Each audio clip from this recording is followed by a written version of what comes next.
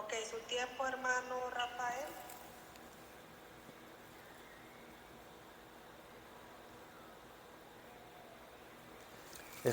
No sé si están grabando, iban a grabar la presentación.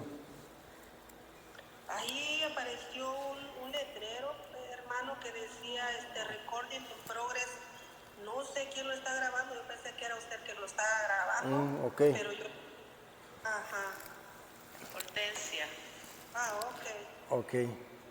Ana Hortensia lo está grabando. Esperamos que quede con buena calidad.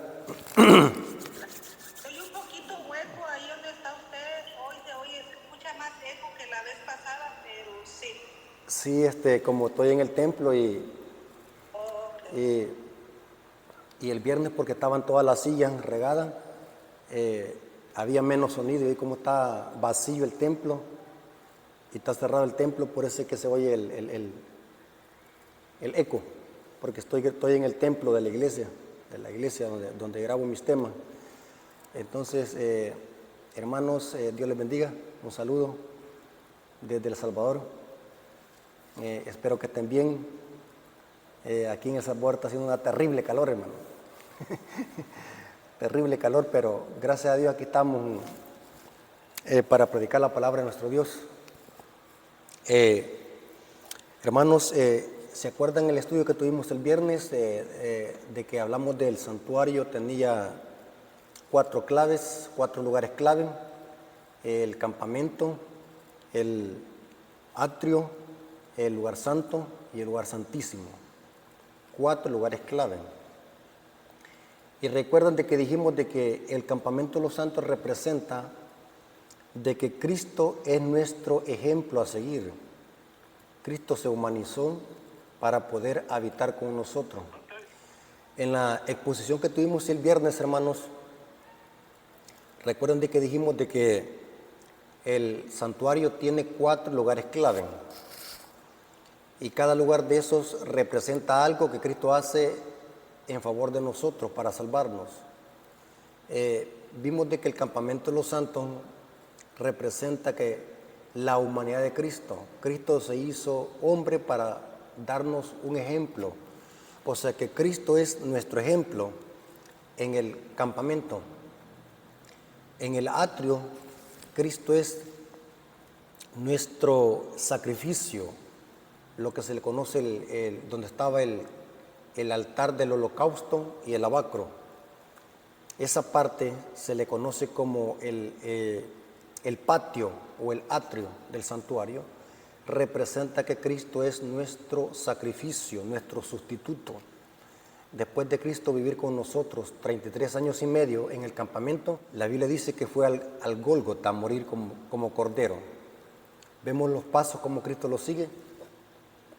Después que Cristo murió, dice la Biblia que ascendió al cielo. Esto lo presenta el libro de Hechos, capítulo 1, versículo 8 al 11. La ascensión de Cristo presenta cómo antes de la venida del Pentecostés, Cristo fue investido como sumo sacerdote por el Padre antes de iniciar su ministerio en el santuario celestial y entrar al santuario a ministrar en el lugar santo como nuestro abogado y como nuestro mediador. El lugar santo representa que Cristo es nuestro mediador o nuestro abogado. Después vemos el lugar santísimo del santuario. Ese es el 4º lugar clave. Representa que Cristo es nuestro juez. Eso lo hemos representado en el lugar santísimo, donde estaba el arca del pacto. Y la salida del lugar santísimo representa que Cristo es nuestro Rey de Reyes y Señor de Señores. 4 lugares clave del santuario y 5 funciones de Cristo en favor de los redimidos.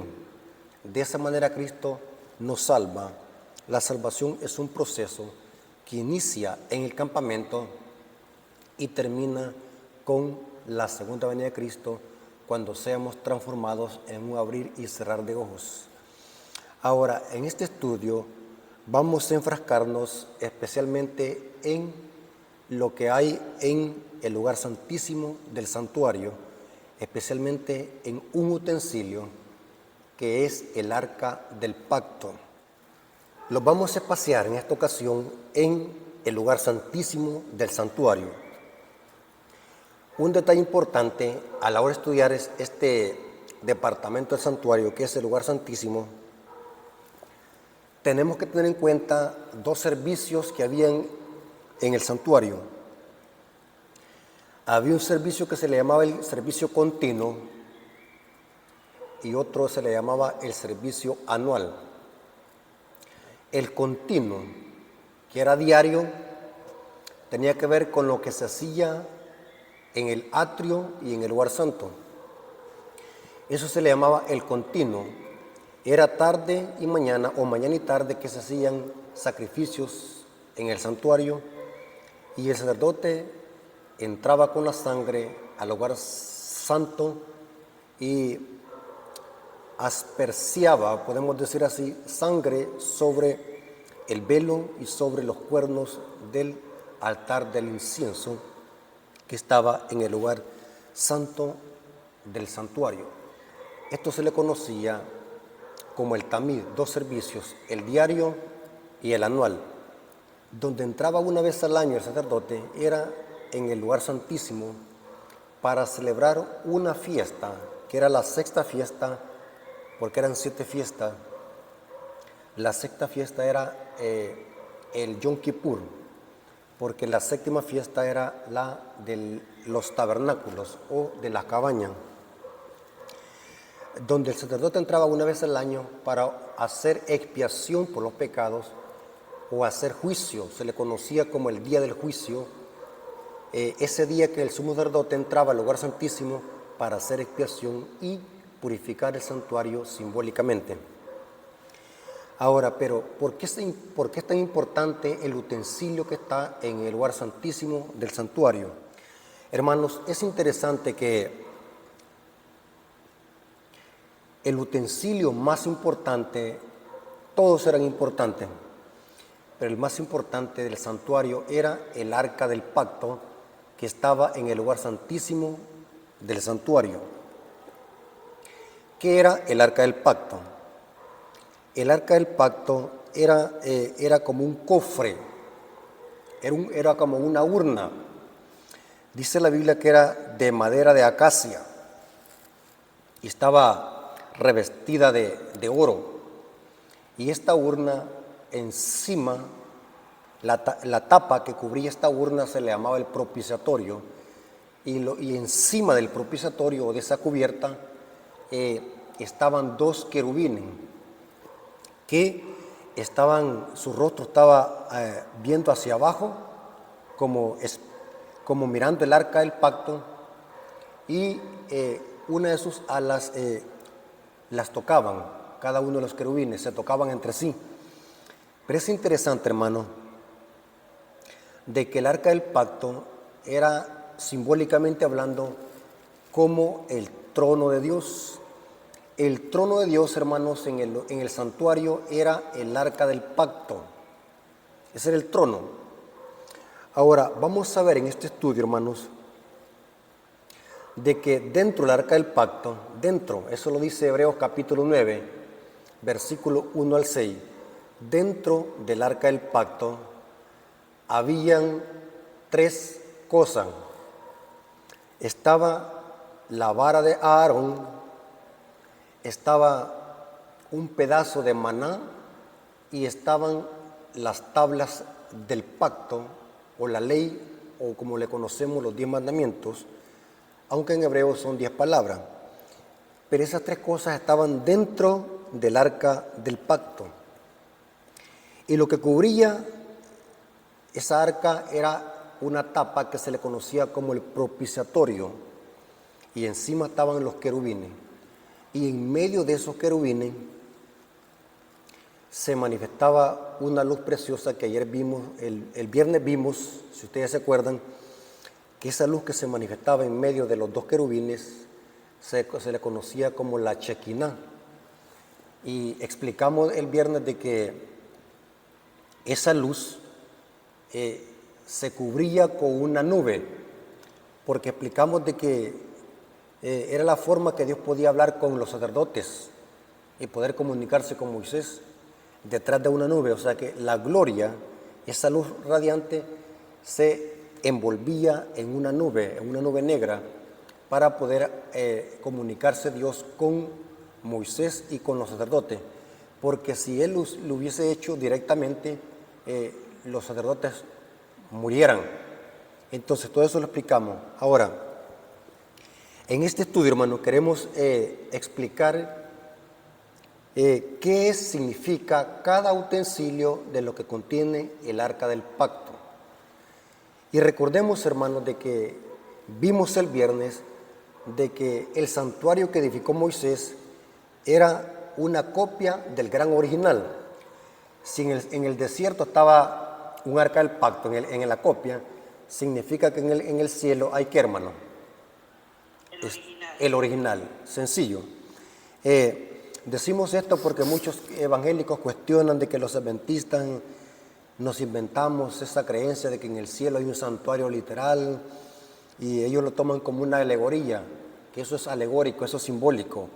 Pero nosotros sabemos perfectamente bien de que el santuario celestial es físico y literal, porque dice Hebreos 8:5 que Dios lo levantó, no el hombre. O sea que el constructor del santuario celestial es Dios mismo. Ahora, es interesante, hermanos, que debemos de entender algo bien interesante, que el arca del pacto es el trono de Dios. En el santuario terrenal ya no había otro utensilio que representara el trono de Dios, era solamente el arca del pacto. En el lugar santo habían 3 utensilios. Teníamos la mesa de los panes, estaba al norte del lugar santo, y el candelabro de oro estaba al sur del lugar santo, y el altar del incienso que estaba frente del velo, ese velo que dividía el lugar santo del lugar santísimo. Pero solamente el arca del pacto representaba el trono de Dios, porque solamente encima del arca del pacto, en medio de los querubines, se manifestaba la gloria de Dios, o como le conocían los judíos, como la Shekinah. Ahora, quiero, hermanos, en una forma concisa, quiero que analicemos cada uno de los utensilios que contenía el arca del pacto dentro de sí, y qué significa o qué simbolizan los querubines que están encima del propiciatorio o la tapa. Veamos el primero, el maná. Ustedes ven, hermanos, que vemos donde Dios alimentó a Israel con maná, fue en Éxodo 16. ¿Qué representa, hermanos, el maná en la Biblia?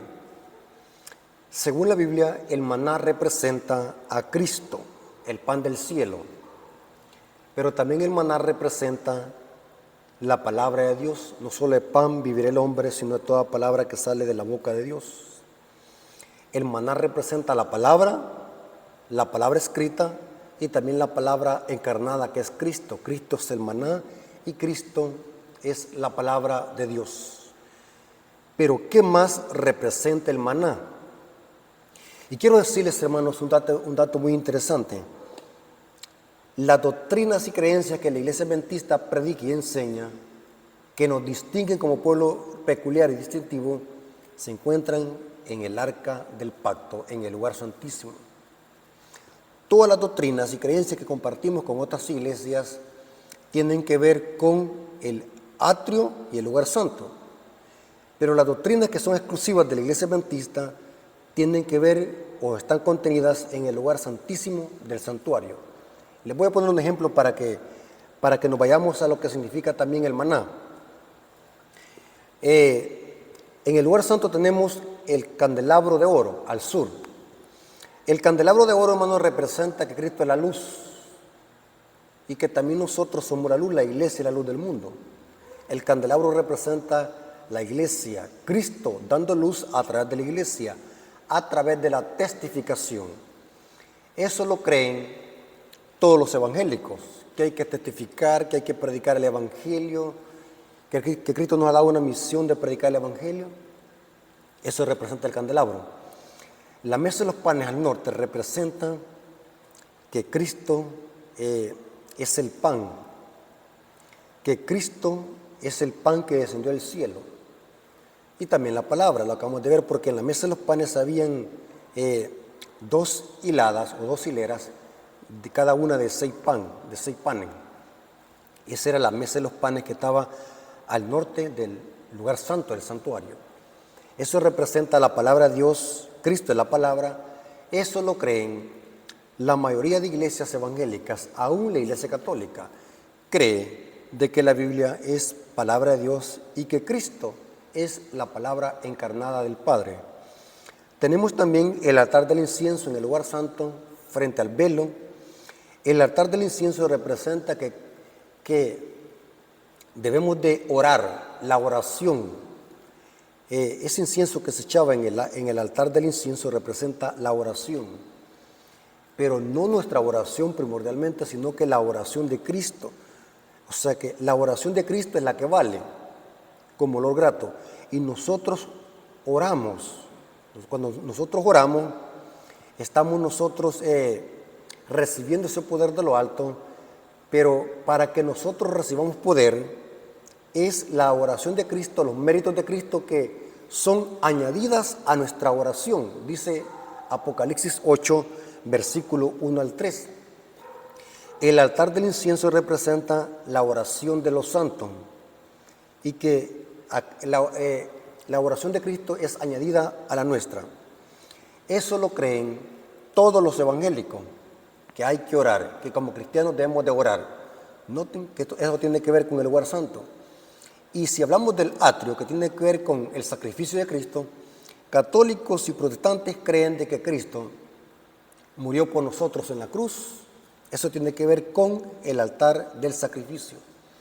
Y si habláramos del campamento de los santos, que tiene que ver con la encarnación de Cristo, con la humanidad de Cristo, los católicos y evangélicos también creen de que Cristo se encarnó y es nuestro hermano, se humanizó para salvarnos. Pero en el lugar santísimo, hermanos, tenemos creencias y doctrinas que solamente las predica y enseña la iglesia adventista y que las demás iglesias las rechazan. Mire qué interesante. O sea que en otras palabras,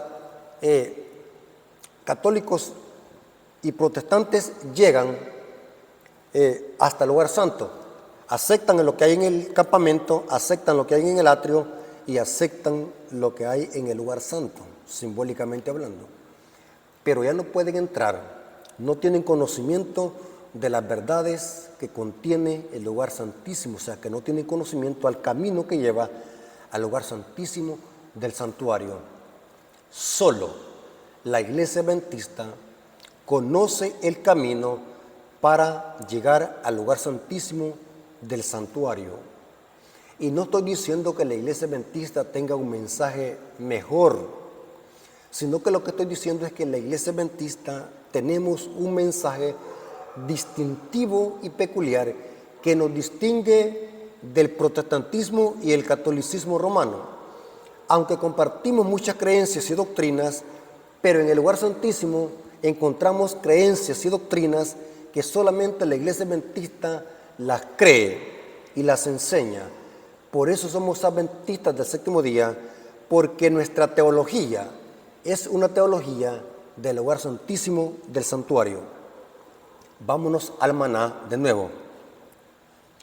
Quise hacer este paréntesis para que vean de que Babilonia, o sea, el cristianismo apóstata, es Babilonia y cayó porque no tuvo conocimiento al camino que lleva al lugar santísimo del santuario. Los adventistas conocemos perfectamente bien la historia milerita, los mileritas, el gran chasco los chascos de 1843 y 1844, que solamente hubo un remanente que tuvo conocimiento a la entrada al lugar santísimo del santuario y que supimos a través de las profecías de que Cristo el 22 de octubre de 1844 había pasado del lugar santo al lugar santísimo en el santuario celestial. Nuestro mensaje, hermanos, es un mensaje del lugar santísimo del santuario. Lo que debemos de predicar es lo que contiene el lugar santísimo del santuario. Nuestro mensaje y nuestra teología está contenida en el lugar santísimo del santuario. Eso, hermanos, es lo que se le conoce como verdad presente. Repita conmigo, hermanos, lo que contiene el lugar santísimo del santuario, eso es verdad presente, y eso es lo que la iglesia adventista debe de estar predicando por todos los medios, la verdad presente que tiene que ver con las creencias y doctrinas que contiene el lugar santísimo, especialmente el arca del pacto y sus utensilios. No podemos estar predicando temas que las otras iglesias predican. Por ejemplo, hermano, ya vamos a irlo, no vayan a pesar de que me estoy olvidando. Estos temas son importantes, hermano. Escuchen lo que voy a decir, hermano. Supongamos de que yo hago una campaña evangelística y yo invito a otros cristianos de otras iglesias, a la comunidad aquí que van a otras iglesias, y yo cuando vienen y les empiezo a predicar a ellos de que Zaqueo se bajó de un árbol y que Cristo lo invitó y que Zaqueo lo invitó a su casa, o que Cristo habló con la samaritana, o que Cristo murió en la cruz para salvarnos a nosotros. Hermanos, eso es bíblico, pero eso no es verdad presente. Eso lo conocen católicos y protestantes, inclusive mejor que nosotros lo predican. O sea, lo predican. Si usted le predica a un evangélico que la Biblia es palabra de Dios, eso tiene que ver con el lugar santo del santuario, hasta quizás se va a reír de nosotros. Si yo también lo creo, nos va a decir el evangélico, yo también creo que la Biblia es palabra de Dios. Y si le hablamos de que Cristo es el pan del cielo que murió por nosotros para redimirnos, un evangélico me va a decir, yo eso también lo creo. También me lo predican en mi iglesia, yo lo predico también. Y si le digo a un evangélico, Cristo nos ha mandado a predicar el evangelio, ¿qué es lo que me va a decir él? Sí, eso también yo lo creo, yo lo predico en mi iglesia, salimos a predicar nosotros. ¿Notaron? Y si le predico a un evangélico que Cristo se encarnó por nosotros para salvarnos, si eso también yo lo creo, me van a decir, los católicos creen que Cristo se encarnó en el vientre de María, lo creen también. ¿Qué es lo que ellos no conocen? Y es por eso que la iglesia adventista fue levantada, hermanos. Se oye casi como tono arrogante, pero es la verdad. La iglesia adventista para eso fue levantada, para predicar la verdad presente, las doctrinas y las creencias que contiene el arca del pacto. Muchos hermanos adventistas no conocen eso. Por eso es que va a ver que están predicando temas evangélicos. Hay muchos predicadores, maestros, líderes, ministros que están predicando verdades, pero que no son verdad presente, que se encuentran en las demás iglesias católicos y protestantes. Tremendo, hermanos. Yo no sé, hermanos, por qué muchos hermanos no quieren predicar las verdades que contiene el lugar santísimo del santuario. No sé qué es lo que les está pasando. ¿Será que es por miedo? ¿Será por ignorancia que no conocen estos temas? No sé. No sabemos por qué. Pero sí hemos sido llamados, hermanos, para predicar la verdad presente, lo que contiene el lugar santísimo del santuario. Ahora volvamos otra vez al maná. El maná, que era el pedazo que estaba dentro del arca del pacto, representa que Cristo es el pan del cielo, pero representa algo más. Quiero que lo anote, hermanos. Anote esta información que voy a dar. Representa, hermanos, el maná representa la reforma pro salud. Voy a repetir. El maná representa, aparte de Cristo, que es el pan del cielo, el maná representa la reforma pro salud. ¿Cómo lo sabemos? Israel quería volver a Egipto a comer carne, pero no era necesario que se fueran para Egipto a comer carne, porque el maná suplía todas las necesidades fisiológicas de nutrientes que nuestro cuerpo físico necesita. En el maná estaba todo el suplemento alimenticio que el cuerpo necesitaba. En el desierto el pueblo de Israel no necesitaba comer carne, no necesitaba, y voy a dramatizar, hermanos, yo sé que en ese tiempo no había esto que voy a decir. El pueblo de Israel no necesitaba con el maná Coca-Cola, hamburguesa, sopa Maruchan. Hay una sopa instantánea que venden aquí que es peligrosísimo para el organismo eso. No necesitaban pizzas, no necesitaban comida chatarra, no necesitaban papas fritas, nada de eso. Era suficiente el maná. El maná los preservaba saludables. Y si ellos respetaban eso, no se iban a enfermar. Usted me va a decir, hermano Rafael, compruébemelo. Bueno, lo vamos a comprobar. Éxodo 15, 26. Noten cómo dice. Y dijo, está hablando Dios a través de Moisés, si oyeres atentamente la voz de Jehová tu Dios. Noten que estoy leyendo el capítulo 15 de Éxodo, porque en el capítulo dice ahí, ahora Dios del maná. ¿Están conmigo, hermanos? Y dijo, si oyeres atentamente la voz de Jehová tu Dios y hicieres lo recto delante de sus ojos y dieres oídos a sus mandamientos y guardares todos tus estatutos, ninguna enfermedad de las que envié a los egipcios te enviaré a ti, porque yo soy Jehová tu sanador. Hermanos que están escuchando este mensaje, obedecer las leyes de salud también es como obedecer las leyes morales de Dios. Y Dios quería que Israel no se fuese a enfermar. Por eso es que Dios se preocupó para que a Israel no le faltara pan y agua, que era el maná y más tarde el agua que salió de la roca. Eso es bien importante, hermanos. El maná dentro del arca del pacto representa la reforma pro salud. Y este es un mensaje que solamente la iglesia adventista lo enseña. ¿Sabe, hermanos? Por eso yo me hice adventista del séptimo día, porque estas fueron una de las creencias y enseñanzas que más me impactó.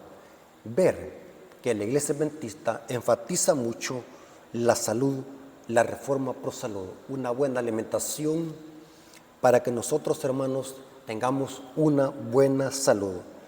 La Biblia dice en 3 Juan capítulo 1 versículo 2 que Dios a través de Juan está diciendo esto. Recuerden que aunque es Juan que está escribiendo esto, pero la Biblia tiene doble autoría. Es inspirada por Dios, pero es escrita por hombre. Entonces es Dios hablando a través de Juan. Y dice el apóstol Juan, amado, dice, yo deseo que tú seas prosperado en todo, que tengas salud, así como prospera ¿qué? Tu alma. El maná representa la reforma pro salud.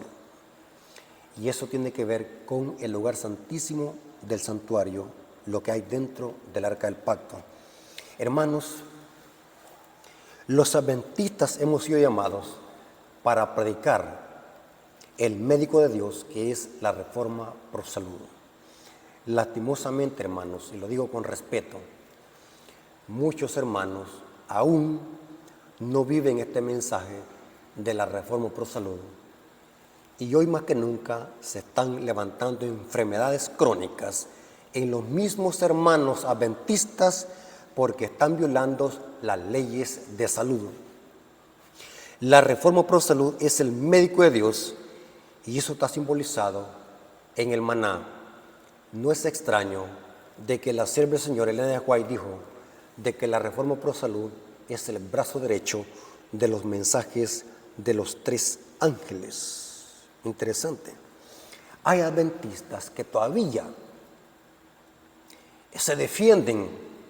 Hay adventistas que atacan este mensaje de la reforma pro salud. Hay ministros que atacan el mensaje de la reforma pro salud porque no se está viviendo. No se vive y lo atacan. Y esto es verdad presente. Hermanos, hoy pasó esta pandemia.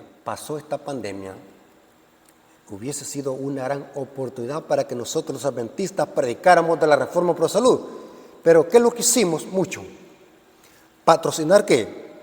Pero muchos, en lugar de patrocinar la reforma pro salud y predicar la reforma pro salud, estaban patrocinando el pinchazo. ¿Saben qué es el pinchazo? Ustedes saben qué es el pinchazo. Es terrible ver cómo adventistas aún usan los mismos argumentos que los católicos y protestantes para poder defenderse, simplemente porque aún siguen comiendo carne.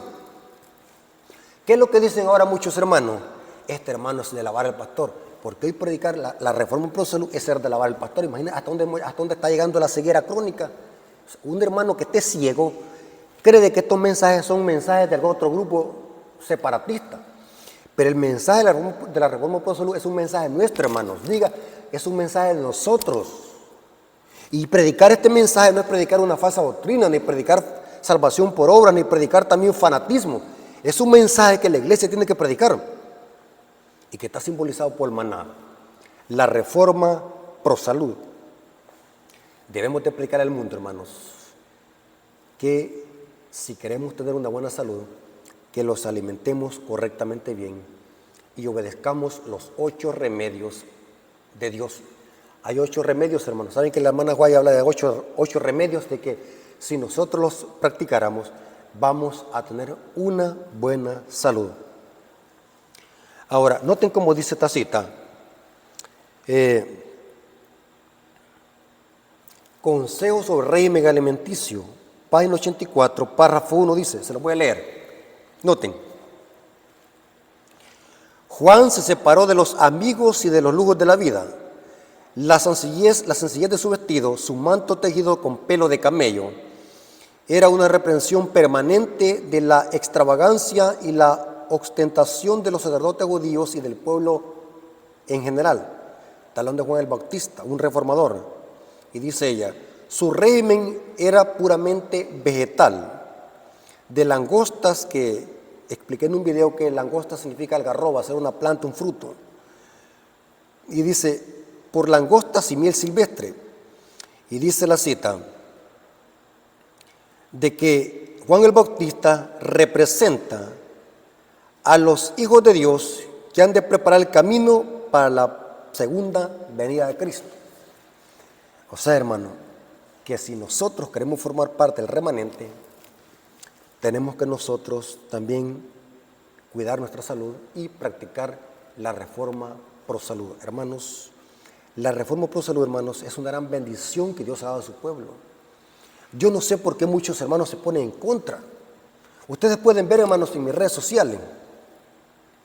Siempre cuando publico de la reforma pro salud, aún hasta adventistas empiezan a torcer la Biblia defendiéndose. Terrible. Cuando la reforma pro salud, hermanos, es una gran bendición para que nosotros nos curemos. Pero ¿qué es lo que hacen muchos adventistas? Que es, al momento que nos da una gripe, decimos nosotros a la farmacia. Un pinchazo. O sea, ya ni creemos nosotros a Dios, ya no creemos en la medicina natural. Ya no le creemos a Dios en las plantas. ¿Por qué? Porque nosotros, hermanos, no estamos viviendo el mensaje. Dios nos ha dado un mensaje, pero en la iglesia adventista, hermanos, no estamos generalizando, pero son pocos los que practican la reforma pro salud. Y eso representa el maná. La reforma pro salud es una creencia que ninguna iglesia la tiene. Solamente la iglesia adventista del séptimo día predicamos y enseñamos este mensaje. Por lo tanto, hermanos, debemos nosotros como adventistas hacer la diferencia. Tenemos que hacer campañas evangelísticas y hablar de esto a la gente. Este es nuestro mensaje. Elena de White le llama el médico misionero. Enseñarle a la gente cómo poder sustituir la carne. Enseñarle a la gente cómo poder sustituir la leche de vaca.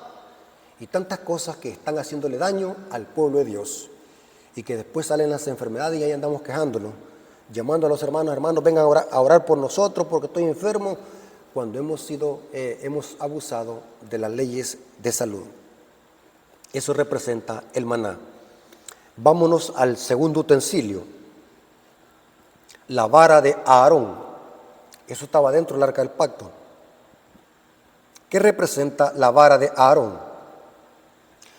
Si ustedes se acuerdan, hermanos, hay una historia que está en Números 17, versículo 8 al 10, donde solamente la vara de Aarón reverdeció. ¿Qué simbolizaba esto? Que la vara reverdeció.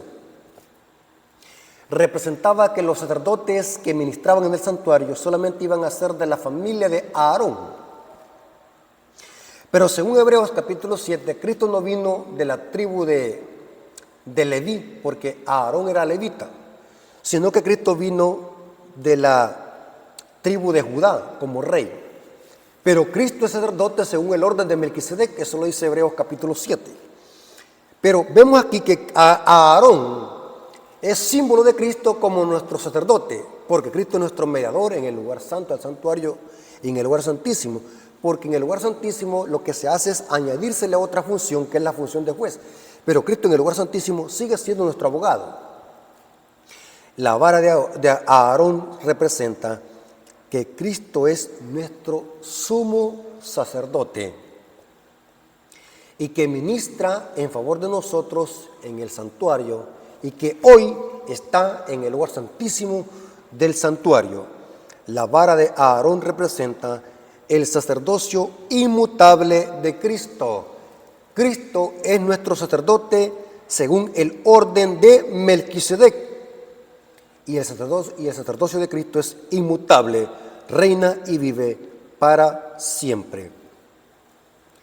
Pero ¿qué más representa la vara de Aarón? Agarren esta información, hermano. Al analizar lo que pasó con la vara de Aarón, ustedes leen Números capítulo 17, versículo 8 al 10, vamos a ver de que las varas eran palo seco. Era un palo seco. Y de repente reverdeció. Pregunto, para que un árbol seco reverdezca, un árbol que esté muerto, que las raíces se le murieron, ¿cuál es la única forma de que pueda reverdecer? Es solamente con un milagro externo. O sea que Dios hizo un milagro para que la vara de Aarón reverdeciera. ¿Qué representa la vara de Aarón en el lugar santísimo? Aparte del sacerdocio inmutable de Cristo, representa la no inmortalidad del alma. Repita conmigo, hermanos, si es posible, anótelo.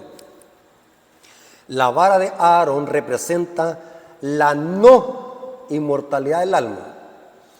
Que el alma no es inmortal, que la única forma de ser inmortales está fuera de nosotros y depende de Cristo. O sea que solamente en Cristo es que nosotros somos inmortales. Solamente Cristo haciendo un milagro de darnos vida eterna y transformarnos en un abrir y cerrar de ojos es que nosotros podemos llegar a ser inmortales. Pero esa inmortalidad depende de Cristo.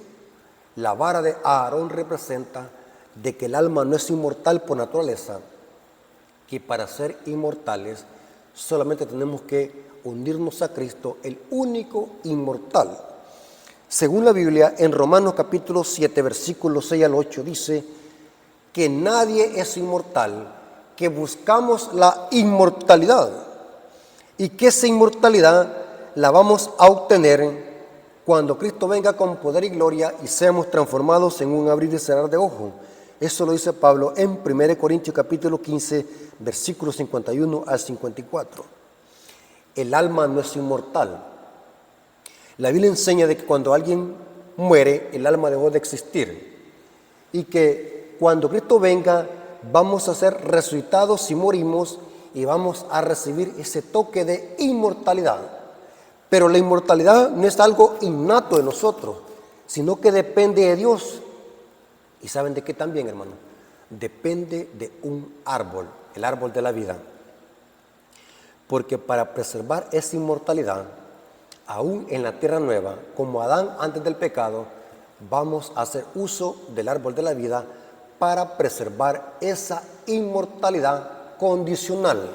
O sea que aún en la tierra nueva vamos a ser inmortales, pero con una inmortalidad condicional, que para preservar esa inmortalidad vamos a tener que hacer uso del árbol de la vida, que su fruto lo da cada mes, porque solamente en Cristo es que podemos nosotros llegar a ser inmortales. inmortal. Hermanos, saben de que las iglesias evangélicas, católicos y protestantes creen de que el alma es inmortal. Por eso es que nosotros, hermanos, debemos de predicar doctrina. Hay gente que está embriagada con el vino de Babilonia, falsa doctrina, y como iglesia adventista debemos de predicarle a la gente estos mensajes, porque están confundidos. En las iglesias evangélicas, hermanos, hay gente ignorante de la palabra, no conocen nada. Están confundidos. Y cuando uno les explica esos textos que ellos tuercen para justificar que el alma es inmortal y se los explica correctamente, inmediatamente empiezan a conocer el verdadero evangelio. Porque la vara de Aarón representa la no inmortalidad del alma, que el alma no es inmortal, que los muertos están inconscientes en el sepulcro esperando la resurrección de Cristo, para que cuando Él venga por segunda vez vamos a recibir el toque de la inmortalidad. Y eso representa la vara de Aarón, la no inmortalidad del alma. Ahora, ¿qué representa las tablas de la ley? Porque las tablas de la ley estaban también dentro del arca del pacto. En Levíticos, Éxodo 25, y está también eso en Deuteronomio 4:13, que a la ley de Dios, los 10 mandamientos, se le llama el pacto. Y Él los anunció su pacto y lo escribiendo en tablas de piedra, los 10 mandamientos. ¿Por qué se le llamaba el arca del pacto? Porque dentro estaban las tablas del pacto. Es bien importante, el arca del pacto se le llamaba arca del pacto porque dentro estaban las tablas del pacto. Estaban dentro.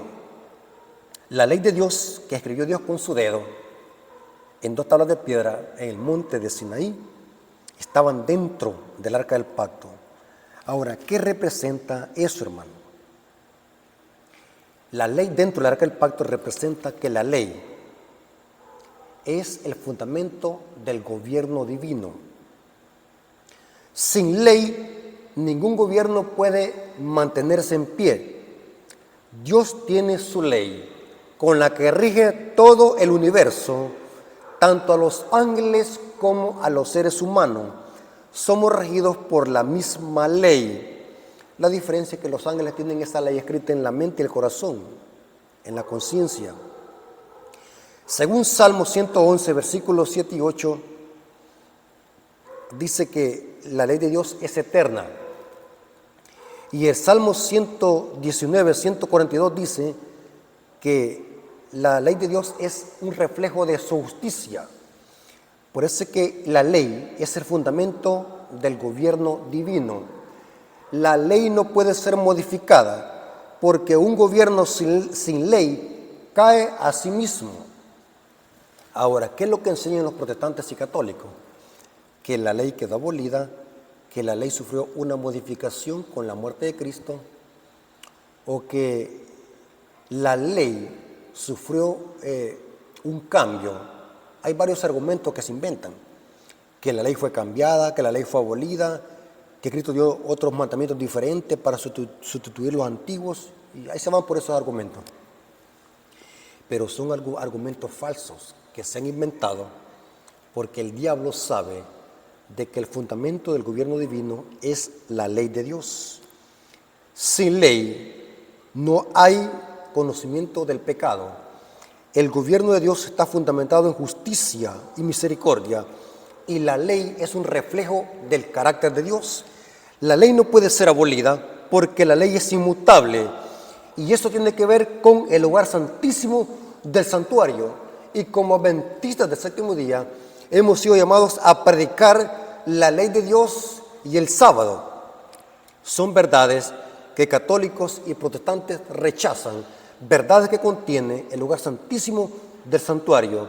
Inclusive, hermanos, el conflicto final entre el dragón y la mujer de Apocalipsis 12 tiene que ver con lo que contiene el lugar santísimo del santuario, especialmente el arca del pacto, lo que contiene el arca del pacto. El diablo le hace guerra a la iglesia porque la iglesia enseña y predica y guarda lo que contiene el arca del pacto. El pueblo de Dios remanente, el que va a ser perseguido, practica la reforma por salud. Y esto suena algo ¿Cómo podemos decir así? Esto suena algo confrontativo para aquellos adventistas que todavía le llaman a esto fariseísmo. Pero, bíblicamente, hermanos, los que van a ser perseguidos, bíblicamente, son los que guardan los mandamientos de Dios, los que cuidan su salud y los que viven el Evangelio eterno. Prácticamente, esos van a ser perseguidos. Hermano, la Biblia enseña de que la ley de Dios no ha sido abolida y que el remanente tiene que predicarla a toda nación, tribu, lengua y pueblo. La ley de Dios. Hay que predicarla, no hay que tener miedo, hay que predicar. Y en la ley de Dios, hermano, está incluido también el sábado. El cuarto mandamiento de la ley de Dios. Un mandamiento que el mundo cristiano lo odia, lo rechazan, y que el pueblo adventista ha sido llamado para predicar y exaltar estas verdades, incluyendo el sábado como cuarto mandamiento. Ahora, noten cómo dice Apocalipsis 14:12. De paso, hermano, por falta de tiempo no puedo explicarles eso, porque esto es profundo, hermano. Saben de que el libro de Apocalipsis sigue los pasos del santuario. Por falta de tiempo no puedo explicarles, pero el libro de Apocalipsis se le presenta el atrio, se presenta el lugar santo, se presenta el momento donde Cristo pasó del lugar santo al lugar santísimo, y desde el capítulo 10 y el capítulo 11 de Apocalipsis es el momento donde Cristo pasa del lugar santo al lugar santísimo. Hay un chasco que le conocemos nosotros en el capítulo 10. Pero desde el capítulo 12 de Apocalipsis hasta el capítulo 22 de Apocalipsis vemos ya la ley de Dios y la persecución del remanente, porque el capítulo 12 de Apocalipsis hasta el capítulo 22 tiene que estudiarse a la luz del lugar santísimo del santuario, porque el conflicto final va a ser por lo que contiene el lugar santísimo del santuario, especialmente lo que contiene el arca del pacto. Ahora, pero es interesante, hermano, que encima del arca del pacto estaban los querubines. Querubines, no eran ángeles, porque en el cielo hay ángeles, hay querubines, hay serafines. Dice la Biblia que eran querubines los que estaban encima del propiciatorio. ¿Por qué querubines? De paso, hermanos, ¿saben ustedes de que el diablo era un querubín? Era un querubín antes de su caída. Y después de su caída, se puede comprobar eso bíblicamente, quien ocupó el puesto de Lucifer fue el ángel Gabriel. Se puede comprobar eso. Pero ¿por qué querubines? ¿Por qué no ángeles comunes y corrientes? Sino que dice querubines, que en el hebreo querubín es lo mismo que serafín, que significa el que quema o el que arde. En Isaías capítulo 6 se identifican serafines, pero son los mismos querubines. El nombre es lo mismo. Es diferente nombre, quiero decir, pero para lo mismo, serafín y querubín. Pero ¿por qué encima del arca del pacto habían querubines, 2 querubines? Sencillo, porque vimos al principio de este estudio que el arca del pacto representa el trono de Dios, el trono. La pregunta es, ¿quiénes son los seres que están más cerca del trono de Dios? Son los querubines, que en Apocalipsis 4 y Apocalipsis 5 se le llaman los 4 seres vivientes. Ezequiel los identificó como 4 seres vivientes, los 4 querubines. ¿Por qué querubines? Porque cerca del trono de Dios están los querubines. Noten cómo dice Isaías 36:17. Dice así: Jehová de los ejércitos, Dios de Israel, que mora entre los querubines. Solo tú eres Dios de todos los reinos de la tierra. Tú hiciste los cielos y la tierra. Estoy leyendo Isaías 36:17. Dios mora entre los querubines. Noten cómo dice el libro, Cristo en su santuario, página 29, párrafo 3, dice: la posición de los querubines con la cara vuelta el uno hacia el otro y mirando reverentemente hacia abajo sobre el arca, representaba la reverencia con la cual las huestes celestiales mira la ley de Dios y su interés por el plan de redención, porque los querubines son, los 4 seres vivientes son los que representan a todas las huestes celestiales. Y por falta de tiempo no puedo explicarles eso, hermano, eso es profundo. Pero en la inauguración del trono, Apocalipsis 4 y Apocalipsis 5, vemos una inauguración y una entronización, que vemos ahí los 4 seres vivientes, los ángeles y los 24 ancianos, que los 24 ancianos, hermanos, según el espíritu de profecía, representa a ángeles, pero es una categoría de ángeles especiales que ella le llama ángeles fuertes. Un ángel tiene cada mundo. Los ángeles fuertes son los representantes de los mundos no caídos. Y eso se ve en Apocalipsis 4 y Apocalipsis 5. Vemos una inauguración del trono. Pero aquí dice ella que los querubines representan como las huestes celestiales están observando el plan de salvación con interés. ¿Sabe, hermano?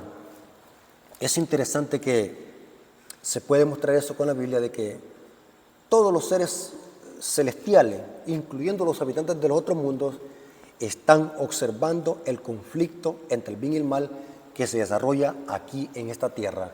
Y por eso los querubines estaban viendo hacia abajo, concentrados con ese interés, viendo cómo se desata el conflicto entre el bien y el mal y cómo terminará al final de la historia. Ahora, según la Biblia, hermanos, según la Biblia, no lo que digo yo, en el cielo está el gran original. Saben de que el apóstol Juan se le permitió divisar el arca del pacto. Apocalipsis 11:19 dice así: fue abierto el templo de Dios en el cielo y fue vista en su templo el arca de su pacto. A Juan se le permitió divisar en visión el lugar santísimo, porque vio el arca del pacto. Y donde estaba el arca del pacto era en el lugar santísimo del santuario. Dice el conflicto de los siglos, dice, el arca del pacto, conflicto de los siglos, página 429, párrafo 1, dice, el arca del pacto de Dios está en el lugar santísimo, en el segundo departamento del santuario, en el servicio del tabernáculo terrenal, que servía de mera representación y sombra de las cosas celestiales. Y ahí cita Apocalipsis 11:19, como el apóstol Juan divisó el arca del pacto.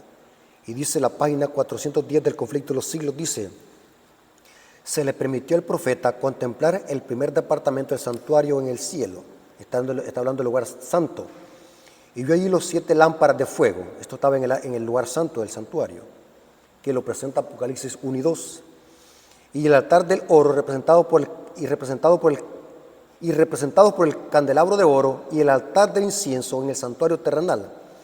De nuevo dice, fue abierto el templo de Dios, aquí está hablando ahora del lugar santísimo, y cita ya Apocalipsis 11:19, y miró hacia adentro del velo interior, el lugar santísimo, allí vio el arca del pacto, representada por el cofre sagrado, construido por Moisés para guardar la ley de Dios. Hermanos, ¿se dan cuenta por qué nosotros ahora nos llamamos adventistas? Es por esto, hermanos, que nos llamamos adventistas, por estas grandes verdades que debemos de predicar. En el lugar santísimo, hermanos, está la segunda venida, el estado de los muertos, el sábado, la reforma pro salud, el juicio investigador. Todo lo que la iglesia adventista predica está en el lugar santísimo del santuario. Hermanos, espero que esta información les haya servido. Hay mucho que hablar, estos temas son profundos. Y saben que siempre que estoy hablando aquí se me vienen cosas a la mente, más información. Pero si me extiendo, no vamos a salir de aquí ahora. Pero tengo mucha información, hermano, tengo tremenda información. Pero quiero que reconozcamos, hermanos, de que por esto nosotros nos llamamos adventistas. Y por eso es que el diablo va a hacer todo lo imposible para que nosotros no prediquemos este mensaje. El diablo quiere callarnos, hermanos. El diablo quiere que nosotros no prediquemos los mensajes de los 3 ángeles, porque los mensajes de los 3 ángeles salen del lugar santísimo y contienen el mensaje para este tiempo, hermanos. Yo les invito, hermanos, a que prediquemos este mensaje. Y no solamente que lo prediquemos, sino también que lo vivamos. La reforma pro salud, obedezcamos la ley de Dios, perseveremos hasta el final y prediquemos estos mensajes con valor, aunque los cielos se desplomen. Iglesias adventistas que están muriéndose de hambre espiritualmente, ni conocen estos mensajes. Ministros que no quieren predicar estos mensajes desde los púlpitos, no sé qué es lo que les están pasando. ¿Será que desde la conferencia les dice que no prediquen estos mensajes? ¿O será que les prohíben? No sé por qué no lo quieren predicar.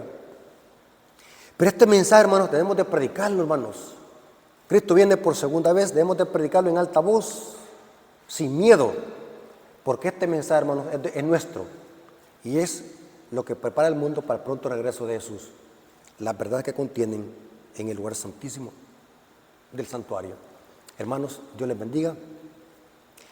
Van a disculpar por mi tos, pero no podemos evitarlo, hermanos.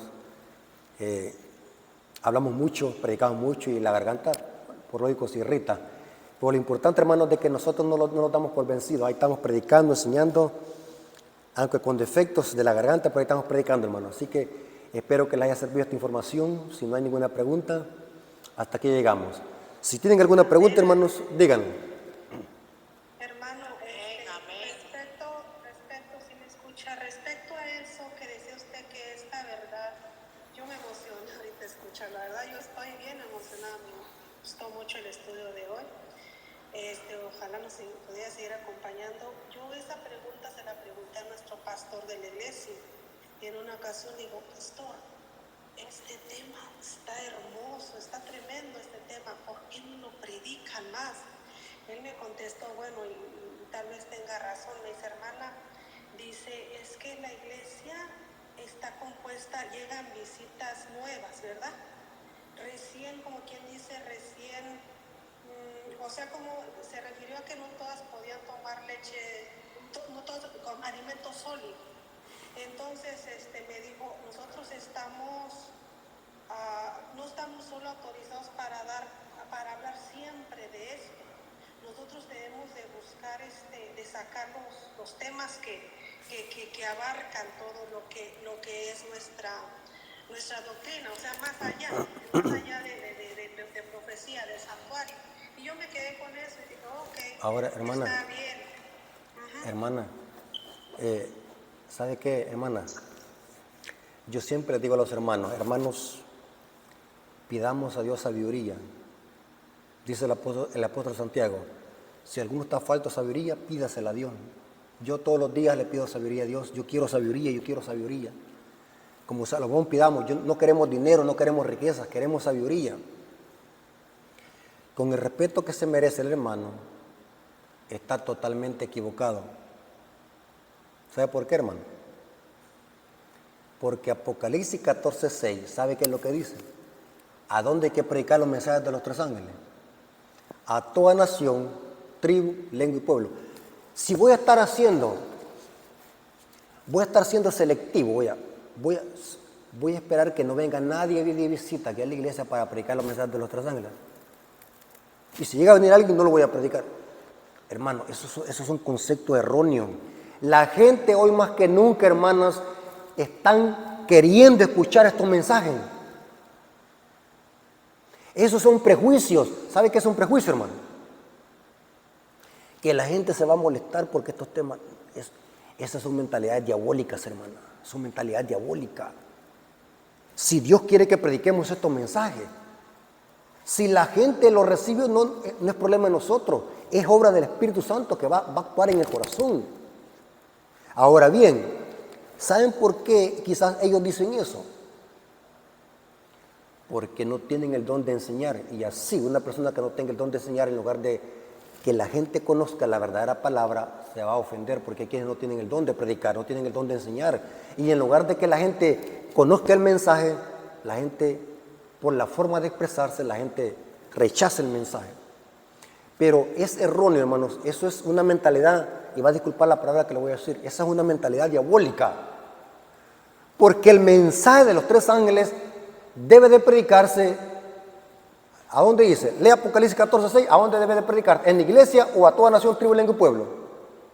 ¿A dónde dice el texto? ¿Que hay que predicarle solamente a los hermanos de banca? ¿Qué dice el texto? ¿Están escuchando, hermano? A toda nación, tribu, lengua y pueblo, de todo el mundo. ¿Verdad que no dice ahí? Bueno, voy a esperar que los hermanos maduros en la fe vengan para que les hable de la marca de la bestia. ¿Sabe, hermano? Oye, hermana, es la hora de predicar. Hermana, ¿cómo es posible que nosotros vamos a estar? Eso es cierto. ¿Cómo se puede creer, hermano, que nosotros vamos a estar diciendo Cristo viene con poder y gloria y estamos ocultando el mensaje que prepara el camino para la segunda venida de Cristo? Les voy a poner un ejemplo, hermana. Dice que yo le di estudio a una señora que era gran católica de San, que son, ¿cómo le podemos decir, hermana? A esas señoras que son de hueso colorado, ajá, que son de las meras católicas, que daban la catequesis. ¿Sabe de que yo le di el estudio a esa señora? Le di el estudio completito de la fe de Jesús, y cuando hablamos de la ley y el sábado, me metí a hablarle de la marca de la bestia. Y le expliqué que la bestia era el papado, todo eso. Claro que se lo expliqué con la Biblia y bien explicado. Porque ese es el problema, hermano. La gente se va a ofender cuando usted no le habla con la Biblia. Deje que la Biblia hable.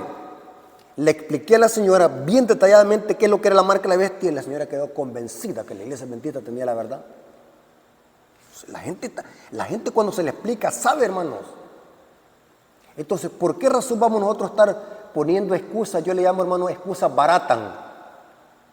Tantas excusas como, por ejemplo, hoy, hermano, no sé si ustedes se dieron cuenta de que aquí en Sudamérica se hizo un conflicto de los siglos que le quitaron la mitad.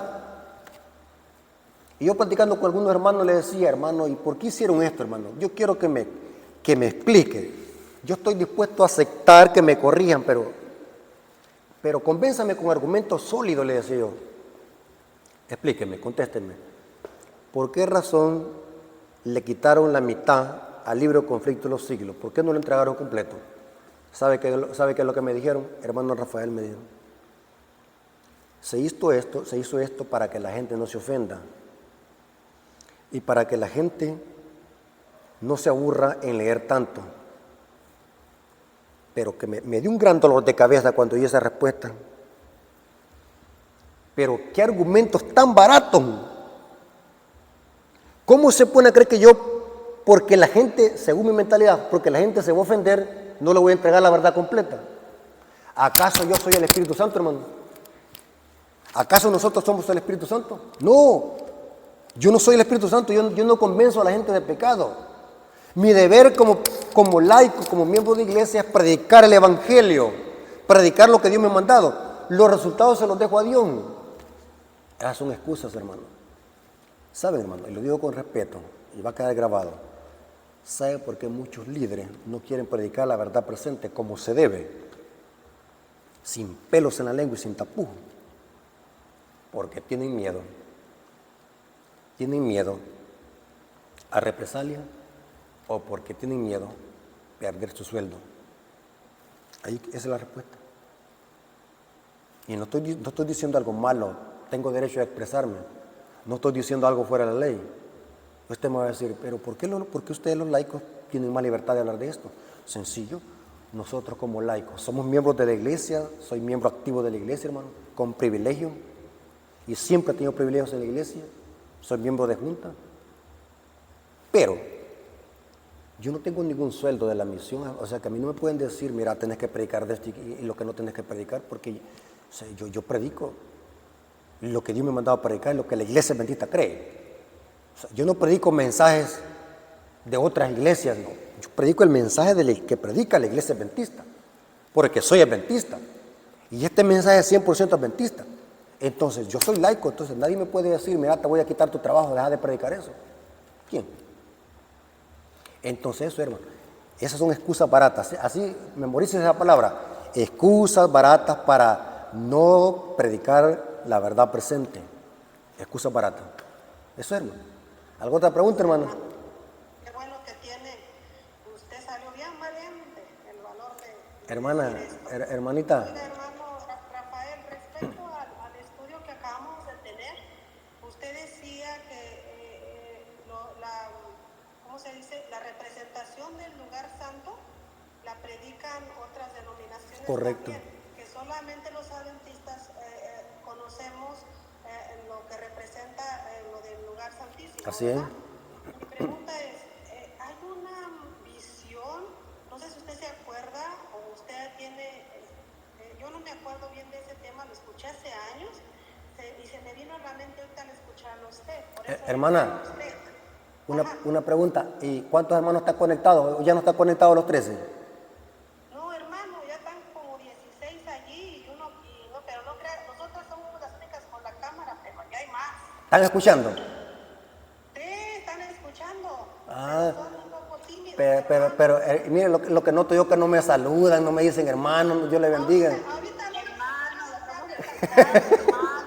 hermano, y contésteme mi pregunta. Está esa visión donde, no sé si fue la hermana de Guay que miró, que mucha la multitud se acercaba hasta el lugar santo, pero solamente algunos llegaban, unos cuantos, hasta el lugar santísimo. ¿A eso se refiere usted cuando está, usted sabe de cuál visión? Correcto. Es esa? ¿Me podría avisar cuál es? Porque yo no la tengo aquí. Hay una, anote la cita, hay una visión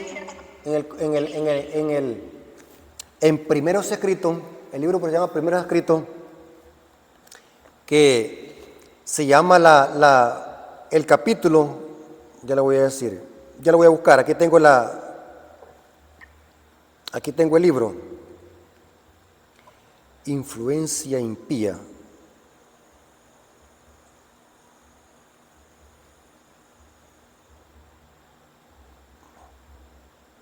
Ahí está. Ahí está. El libro se llama Primeros Escritos. Está en el capítulo 10 y el tema se llama Fin de los 2300 días. Capítulo 10, fin de los 2300 días. Ahí habla Elena de White, donde dice de que es lo que pasó en 1843 y 1844, como solo el remanente que quedó después del chasco pasó del lugar santo al lugar santísimo, y los que quedaron, que rechazaron el mensaje, que eran las iglesias protestantes de aquel entonces, se quedaron solamente en el lugar santo donde Cristo lo había abandonado. Entonces Satanás le soplaba una influencia impía. Ella está hablando de una forma simbólica, no es que Satanás esté en el lugar santo, no, es una forma simbólica de lo que pasó en la tierra en el chasco de 1844, donde las iglesias evangélicas de ese entonces no tuvieron conocimiento para pasar al lugar santísimo, el lugar donde Cristo ya lo había abandonado, que era el lugar santo, porque Cristo ahora está en el lugar santísimo del santuario.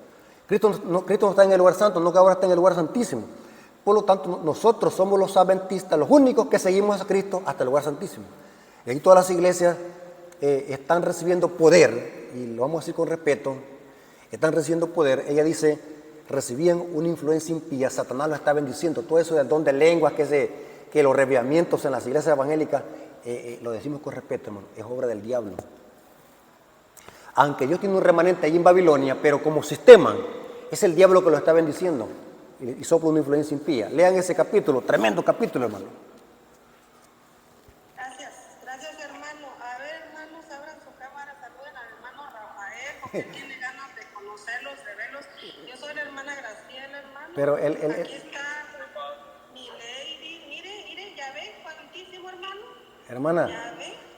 Pero el viernes no estaba usted, el viernes, va. Hermano, ¿qué pasó? ¿Cómo que no estaba? Sí, estaba ahí Graciela. ¿Cómo va a creer Graciela estaba ahí. Se me olvida. Y le digo que estoy emocionada, mire, te estoy temblando. Ok, ¿alguna otra pregunta? que habló más. ¿Alguna otra pregunta por ahí, mis hermanos? Aprovechemos que el hermano Rafael no le ha dado la tos todavía. Ok, yo tengo una. Abre la cámara. Escucha. No quiero abrir la cámara porque es que estoy acostada. Sí, ladies, así te queremos ver. Siéntese que estamos en la iglesia. Y ladies, el hermano Rafael nos quiere ver. Pero, Hermano Rafael. ¿cuántos hermanos 16 se conectaron hoy? Había 18, pero tuvieron que salir, 2 salieron, pero estuvieron 18 hermanos. Ok, hermano. Hermanos, La mayoría no se conectó. de ¿algún- los invitados. ¿Alguna pregunta que tengan, hermanos? Sí, yo. Pero lo voy a hacer así con la cámara cerrada porque, Ok. Bueno, ese tema está buenísimo, me gustó, pero yo quiero saber, y no sé si en otra ocasión la he escuchado, yo quiero saber cómo puedo mostrar solamente bíblicamente, si estoy predicando, sin usar los libros de Elena de White, porque hay muchas personas que no creen en Elena de White. Y mientras no aprendan y no lo acepten, pues hay que, ¿verdad?, respetarlo. Pero ¿cómo puedo yo mostrarle con la Biblia solamente lo del paso del lugar santo al lugar santísimo? Esa es su pregunta. Sí, Señor. Fíjese, hermana, de que eso es sencillo. Usted se sienta con la persona, abra la Biblia, le da un estudio. El estudio no se lo va a dar solamente en una vez, tiene que tener varios estudios con ella. Para que entienda la persona, e inclusive para sacar del error a cualquier hermano que está confundido, cualquier evangélico que no entiende esto, sencillo, estudiemos el tipo. Vamos a estudiar el tipo, como lo expliqué el viernes, solo con Biblia. ¿Por qué Cristo dio el santuario? ¿Por qué Dios dio el santuario? ¿De dónde lo copió Moisés? ¿Qué significa el lugar santo y el lugar santísimo? ¿Y cómo eso es una copia del original? Cuando usted le explique eso, de que el santuario tenía los lugares con la Biblia, Levítico. Entonces, yo tengo material de eso, hermano. Si quieren les mando material de eso, citas bíblicas. Y cuando usted a la gente ya le enseñó lo del santuario terrenal, el tipo, ahora fácilmente se puede ir usted al libro de Daniel, que habla cómo Cristo pasó del lugar santo al lugar santísimo, cómo sigue el tipo. Cristo, nuestro sacerdote, cómo sigue los pasos del santuario. Inclusive se puede ir al libro de Daniel, ahí dice que un hijo de hombre venía hasta el anciano de día. Hay muchos textos bíblicos. Dice el libro de Hebreos que Cristo está ministrando en el santuario celestial, dice. Sencillo, es fácil. El tema del santuario es el tema que tiene más fundamento bíblico, el tema del santuario. Inclusive, cualquier día vamos a dar un estudio en mi canal, cómo el libro de Apocalipsis sigue los pasos del santuario: atrio, campamento, atrio, lugar santo, lugar santísimo y salida del lugar santísimo. El santuario lo puede demostrar con el libro de Hebreos, con los evangelios, con los profetas menores y mayores, con los profetas apocalípticos como Daniel y Juan, el de Apocalipsis. Todo. Pero esa es la base, hermano, esa es la base. Irse al tipo. ¿Me entiende qué significa el tipo? El símbolo. Porque el símbolo era una sombra. Si a la gente le llega a usted a convencer de que el santuario que edificó Moisés tenía el campamento, el atrio, el lugar santo, el lugar santísimo, todo eso hay textos bíblicos en el libro de Levítico, en el libro de Éxodo, en el libro de Deuteronomio.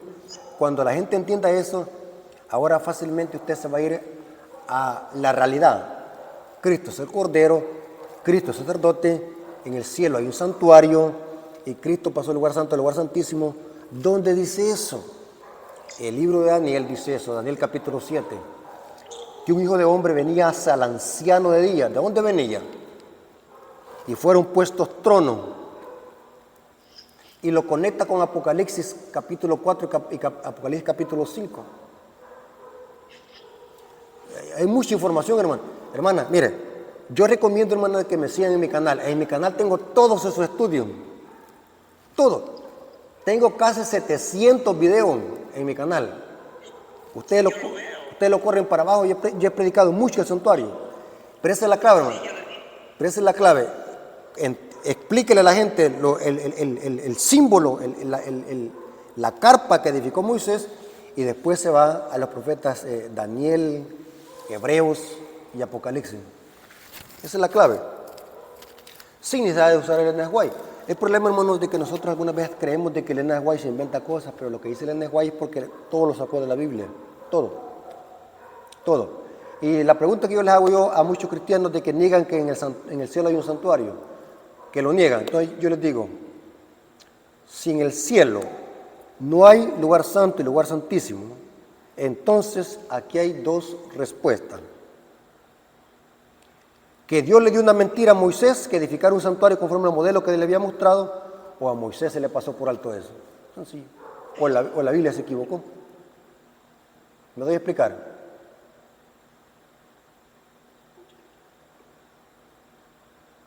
¿Me escuchan? Sí, sí, sí. Gracias, pastor. ¿Alguien más? Antes de que al hermano Rafael, gracias. ¿Alguien más? Que nos dé ese que dice que tiene su canal, que nos lo dé con citas bíblicas y todo. Ok, hermana, y vamos a hacer planes con la hermana. ¿Cuándo nos podemos conectar para tener otro estudio, hermano? Aquí nuestra directora de obra misionera, ahí se ponen de acuerdo, ahí está. ¿Quién es?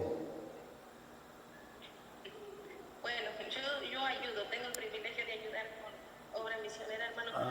Sí, me gustaría que nos dijera, pues busquen aquí y usted nos espera y nosotros buscamos, anotamos o no sé, creo que eso ayudaría también. Sí, ayudaría. Bueno, aunque usted va a poner este video y nosotros lo podemos volver a escuchar, pero como la hermana que dijo que cómo le explicaría, no sé si le entendió cómo Sí. podría hacerlo ahora. Hermana, pero... Usted nos mandó a Daniel, yo escribí Apocalipsis, pero ya cuando yo estoy sola, ay, entonces me enredo. Hermana, pero hacer un estudio así, hermana, de que yo voy dándole los textos bíblicos y usted buscándolo, eso el tiempo se va a hacer largo, hermana. Okay. Se va a hacer largo. De barato unas 3 horas, 4 horas. No se van a aguantar 4 horas. Es muy interesante y extenso este tema, pero bueno, con la información que nos ha estado dando, pues se me ha esclarecido un poquito más ahora, pues tenemos que estudiarlo más, pero ¿qué sigue más de esto, hermano? Hay mucha información, hermana, hay mucha información. Hay mucha información, porque al hablar del santuario tenemos que hablar de la justificación por la fe, la santificación. Ese es el que le estaba yo pidiendo. Justificación por la fe. Entonces, la próxima vez que Dios nos permita, hablamos de la justificación por la fe. Justificación por la fe desde la perspectiva del santuario.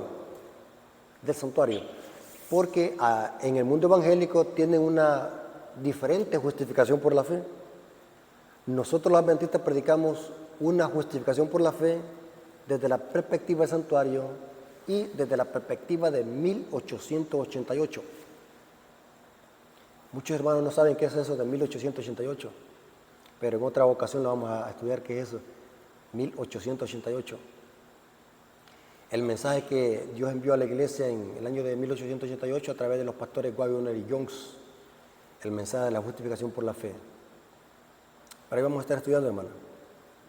Sí, primero tenemos que nutrirnos como iglesia para que... Mi consejo es que me sigan en Facebook, me sigan en YouTube, y les voy a mandar los enlaces de mi grupo en Telegram, donde yo subo sermones, estudios en texto. Y mi grupo que es en WhatsApp, que también se llama Apología Adventista. Son grupos para los hermanos que lo que escuchan en el canal quieran tenerlo escrito ahí, entonces ahí subo los textos, los estudios. ¿Sí? Amén. Hermano Rafael, ¿usted no tiene ahí un enlace de 1888 de donde fue rechazado el mensaje, fue confundido el mensaje de la justificación por la fe? ¿No tiene videos ese? Sí, yo tengo videos en mi canal y les voy a mandar libros también. Hay un libro que se llama, escrito por el pastor Robert Wirland, así es en inglés, donde él se llama Lo que todo adventista tiene que saber sobre 1888 y 1888 reexaminado. Tremendo libro. Lo que todo adventista Debe saber sobre 1888 y 1888 reexaminado. ¿Ese es otro, es el mismo? Son 2 libros. El reexaminado. Reexaminar. ¿El autor, hermano, cuál es? El pastor Robert, ya se murió él, murió bien anciano, pero tremendo. Hay videos de él, del pastor Robert, pero son traducidos al español. Ay, gracias. Gracias, lo voy a conseguir, gracias. Sí. Entonces, hermanita, hasta aquí. Porque toda adventista tiene que saber cuál es el nombre del autor. Yo no lo puedo mencionar en inglés, pero casi se pronuncia el Robert Wirland. O esos dos, ok. Ajá. Ahí vamos a estar entonces en contacto, hermanas. Creo que hasta aquí llegamos, ¿va? Aquí llegamos. ¿Algo más, Adelina, o los ancianos que están? Tenemos los ancianos presentes, Pastor Rafael, hoy. Yo no soy pastor, hermana, dígame, hermano Rafael. Ay, es que me emociono tanto, hermano Rafael. Adelina, ¿algo más o terminamos ya? No, solamente eso. Ya, hermano, se ganó el título de pastor por acá con nosotros. pero no lo soy. Se van a... ¿Hacer una pregunta? Lo necesitamos para que esté una semana completa con nosotros. Vamos a hacer plan, hermana. Muchas gracias, hermano Rafael, por tanta información que en solo 2 días nos ha provisto. Para mí, personalmente, es bien importante conocer este tema de memoria, porque en este tema, como usted dice, se basa nuestra creencia. Así es. Y ojalá que para el resto de los hermanos pues también le haya servido de igual manera. Muchas gracias por tomarse ese tiempo para estar con nosotros. Gracias, hermano, gracias. Dios me los bendiga, hermanos, y ahí estamos en contacto. Amén, pastor. Hermano Rafael, nos despide en oración, por favor. Ok, vamos a orar. Oremos. Gracias, Padre Eterno, porque nos permitiste estudiar tu palabra, por conocer más del santuario, de esta doctrina tan preciosa que nos revela el plan de salvación a través de tu Hijo Cristo Jesús. Gracias porque estuviste con nosotros. Bendice a los hermanos que están aquí con nosotros a través de una pantalla. Bendícelos en su descansar y cuídalos donde quiera que estemos, Señor, para que tu Santo Espíritu siempre esté con nosotros. Te lo agradecemos en el nombre de Jesús. Amén. Hermanos, Dios me los bendiga. Feliz noche para todos. Feliz noche, hermano. Amén. Feliz noche, mis hermanos. Bye bye.